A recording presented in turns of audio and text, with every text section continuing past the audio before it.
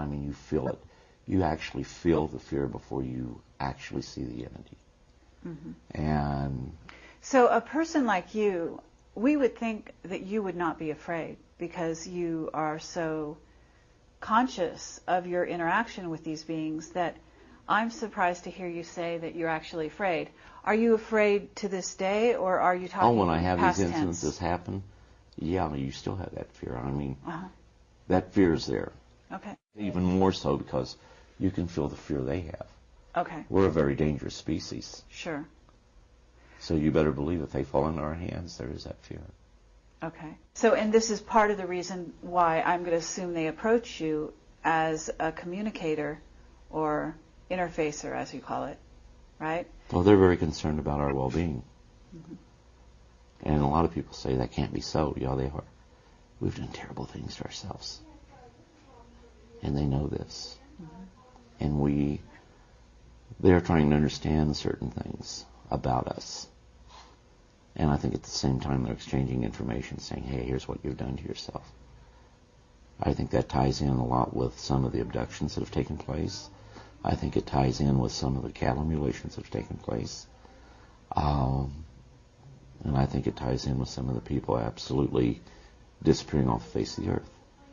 Okay, so there are people that are disappearing on a regular basis, right? Oh, yes. And they're going to other planets, they're going to off-world bases, I'm assuming?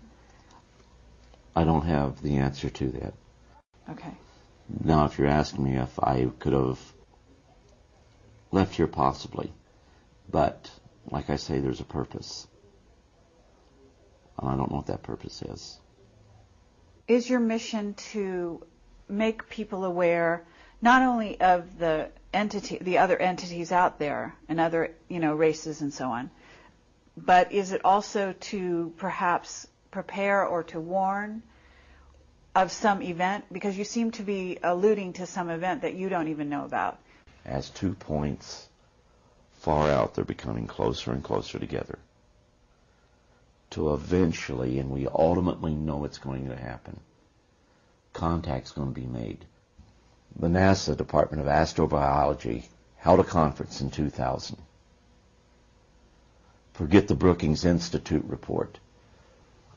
This report came out and said, we don't really know what world reaction would be. It's a small report. How many people have read that report? How many people even know about it?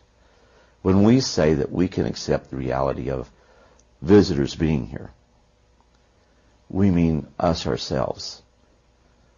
But even when we can accept that, how many of us are really ready for that face-to-face confrontation? And I can tell you, each time it's different. Each time there is that little something in the back of your mind that says, what's going to happen here? Mm-hmm. And each time you know that if something goes wrong, it could equate to the loss of life. Not because they're dangerous, but we're a danger to ourselves. So the whole situation is, how do you prepare a world population for that ultimate contact, which isn't, as astroastronomers used to believe, that it's going to be by a radio signal from deep space coming here. Mm-hmm. But it's going to be face to face, and it's going to happen on our planet. Sure. Well, it's happening daily with the military, is it not? I mean... Oh, more so than what people really know. But here again, most people aren't going to talk about it. Right. The one thing you want when you get out of the military, the one thing you want more than anything, is to be normal. Why? Why do you want to be normal? To me, the greatest thing you can be is a servant. Taking care of other people is the most important thing. The self should get gratification from being able to help other people. That's important. But all too often, people will put themselves ahead of others. And right there is where we have the problems today in today's world. I guess to get back to where you were saying there's going to be contact, in a sense, you are in the forefront, a person who can prepare the rest of humanity for this actual contact, because you've been having contact. And in a sense, the aliens or the off-worlders have basically been communicating, been choosing the people around the planet to communicate with, of which you are one, right? And so contact is something that is being prepared for as we speak. Is it not? Worldwide. Okay. And are you thinking, a lot of people like to say it's going to happen for the world to see, aliens are going to land on the White House lawn, something of this nature. No. And it's in a certain sense, it's going on every day. The military is dealing with, certainly they've captured, as you say, they're holding prisoner some of these entities. We've also had treaties with some of the races, have we not? Okay, I've heard about the treaties, but here again, that's not part of something that I'd work with. Okay. Mm-hmm.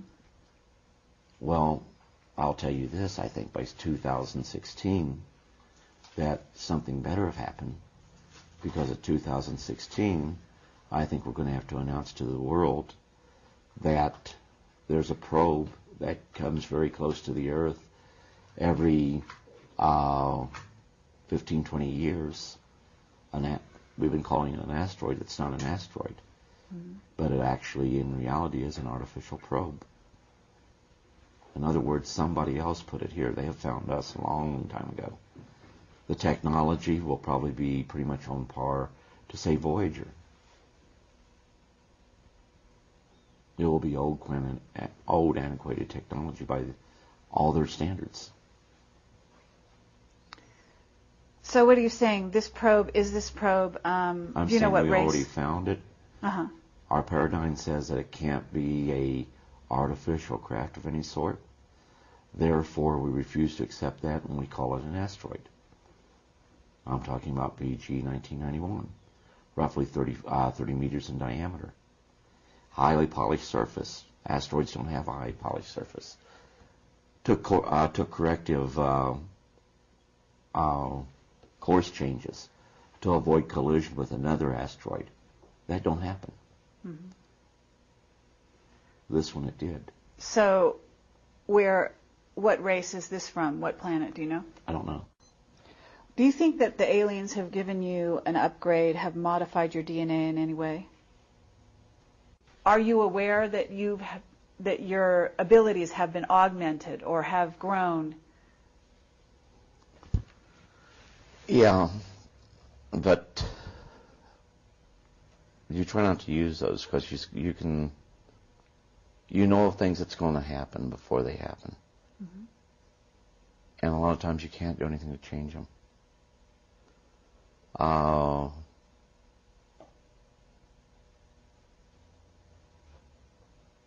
Like I didn't know who, but I knew one of my kids was going to get killed on a motorcycle.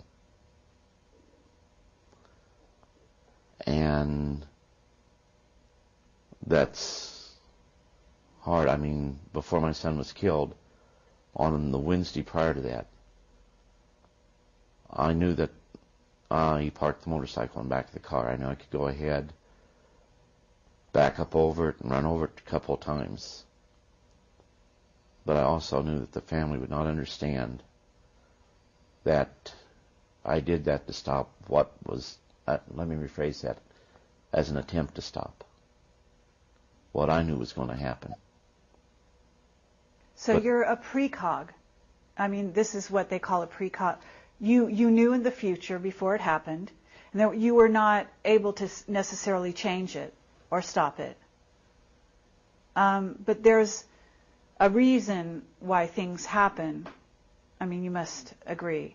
Oh, yeah. So, in a sense, that must be a peace for you, because it's not just that you know, but also souls know what might happen. Souls are aware. In other words, we're all aware when we're going to die. We may not know it consciously, but we do know, right?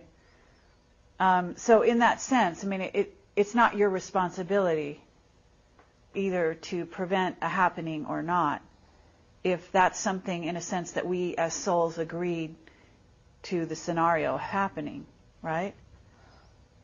Well, like I say, with them, they can even communicate with what we call the other side. But even at that, given their advanced technology, there are still forbidden questions.